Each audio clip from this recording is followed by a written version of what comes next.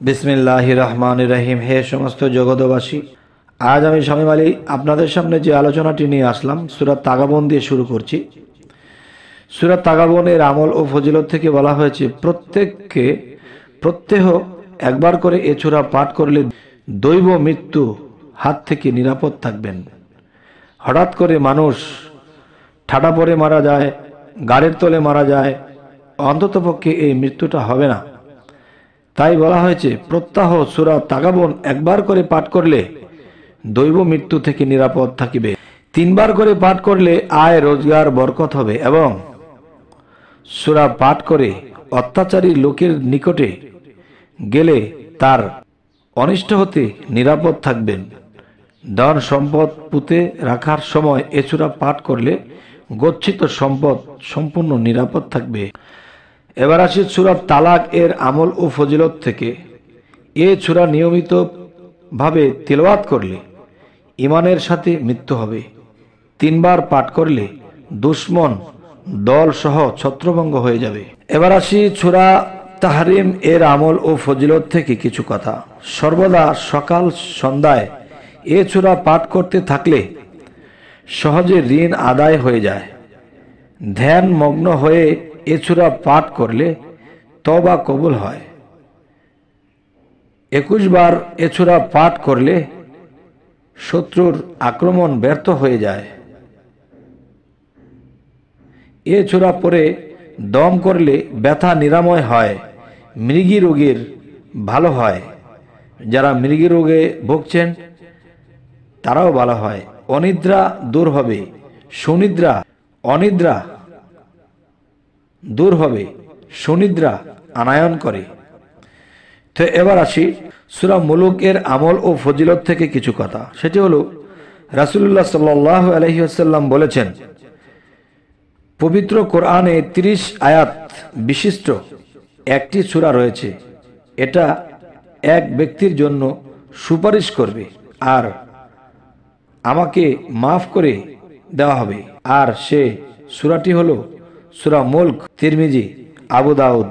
এবং এই সূরা মুলুকটি 41 বার পাঠ করলে সর্বপ্রকার সমস্যার সমাধান হয়ে যাবে, সকল বালা মুসিবত হতে নিরাপদ থাকবে এবং ঋণ পরিশোধ হয়ে যাবে। একাধিক ক্রমে 3 দিন এ সূরা পাঠ করলে 3 দিন এ সূরা প্রত্যহ 3 বার করে পাঠ করলে চোখের ফুঁক দিলে চক্ষু ওঠা নিরাময় হয়ে যাবে। আচ্ছা, এটিতে অনেক মানুষের হাতে চক্ষু উঠে যায়, তখন সূরা মুলুকটি পরে যখন নিজের চোখে ফু দেওয়া হবে ইনশাআল্লাহ আপনার চক্ষু ভালো হয়ে যাবে। এবার আসি হযরত আব্দুল্লাহ ইবনে আব্বাস রাদিয়াল্লাহু তে বর্ণিত, রাসূলুল্লাহ সাল্লাল্লাহু আলাইহি সাল্লাম বলেছেন, এর একজন সাহাবী একটি কবরের উপর তবু স্থাপন করেন, সেখানে সে কবর আছে তা তিনি জানতেন না। হঠাৎ একদিন কবর হতে সূরা মুলক তিলাওয়াতের আওয়াজ শুনতে পেলেন। তখন তিনি এই ঘটনা রাসূলুল্লাহ সাল্লাল্লাহু আলাইহি সাল্লামকে জানালেন। রাসূলুল্লাহ সাল্লাল্লাহু আলাইহি ওয়াসাল্লাম বললেন, এ সূরা গুনাহ হতে পরিত্রাণকারী এবং মুক্তি দানকারী, তিরমিজি। এবার আসি সূরা কালাম এর আমল ও ফজিলতে। নামাজে এ সূরা তিলাওয়াত করলে দরিদ্রতা দূর হয়। 75 বার পাঠ করলে বিপদ আপদ হতে নিরাপদ থাকা যায়। এবার আসি সূরা হাক্কাহ এর আমল ও ফজিলত। এর আমল ফজিলতে বলা হয়েছে, এ সূরা 71 বার পাঠ করলে কবরের সওয়াল জবাব সহজ হবে। সূরাটি লিখে গর্ভবতী মহিলার গলায় বেঁধে দিলে গর্ভ সন্তান নিরাপদ থাকবে। এবার আসি শিশু জন্মগ্রহণের সময় এ সূরা পাঠ করলে পানিতে দম করে সে পানি শিশুর মুখে লাগালে শিশুটি তীক্ষ্ণ মেধাবী ভালো করবে এবং সর্বপ্রকার শিশুরোগ এবং আসর হতে নিরাপদ থাকবে। এবার আসি সূরা আজাজেল, সূরা মাআরিজ এর আমল ও ফজিলত থেকে কিছু কথা বলা হবে। দেখেন, শয়নকালে এ সূরা পাঠ করে শয়ন করলে স্বপ্নদোষ হতে নিরাপদ থাকবে। প্রত্যহ ভোরে তিলাওয়াত করলে সমস্ত দিন শয়তানের কুমন্ত্রণা থেকে নিরাপদ থাকে। আর 80 বার পাঠ করলে বিবাদমান লোকেদের মধ্যে আপোষ মীমাংসা হয়ে যাবে। এবার আসি সূরা নূহ এর আমল ও ফজিলত। 1000 বার এ সূরা পাঠ করলে বিষমতম শত্রু ও ইনশাআল্লাহ ধ্বংস হয়ে যাবে। নিয়মিতভাবে তেলাওয়াত করলে এবং প্রকার মনোবাসনা পূর্ণ হয়ে যাবে, কিন্তু ক্লেশ নিবারণ ও বিপদ আপদ দূর হয়ে যাবে।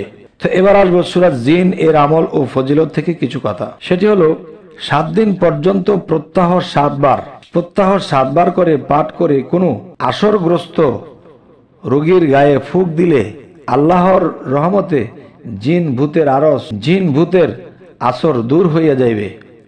আর 7 বার পাঠ করলে জিন আয়ত্ত হয়, শীঘ্রই বন্দি থেকে রেহাই পেয়ে যাবে। আবার বলছি, এ সূরা তিলাওয়াত করতে থাকলে ইনশাআল্লাহ শীঘ্রই বান্দি থেকে রেহাই পাবে। এই পৃথিবীতে অনেক মানুষ আছে, বান্দি খাটে, গোলামি খাটে, কাজের মেয়ে, কাজের বুয়া বলা হয়, কিন্তু তারা সর্বসময় কাজ করতে করতে শরীরের এমন একটা অবস্থা হয়, মনে হয় ছুটি দিলে বাড়িতে গিয়ে আরাম করবে। আসলে মূলত যে আমরা যে কিছু আমল আছে, আমাদের যে কিছু কোরআনের নিয়ম কারণ আছে, আমরা কিন্তু কিছুই করছি না। তো অবশ্যই কোরআনের যে সূরা, আমরা এই সূরার নিয়মগুলো জেনে নিলাম, সামনে আরো পাবেন ইনশাআল্লাহ। আমরা যেন এই সূরাগুলো এই নিয়মে আমাদের মধ্যে কাজে লাগাতে পারি। তবে সূরা দাহর একটি আমল ও ফজিলতে বলা হয়েছে, অধিক সংখ্যায় এই সূরা পাঠ করলে, সূরা দাহর অধিক সংখ্যায় এই সূরা পাঠ করলে পাঠকারীর মুখে সর্বদা জ্ঞান ও পণ্ডিত্যপূর্ণ কথা নিঃসৃত হবে। প্রত্যাহ 1 বার করে পাঠ করলে স্মরণ শক্তি বৃদ্ধি পাবে এবং কোরআন শরীফ মুখস্থ রাখা সহজ হবে।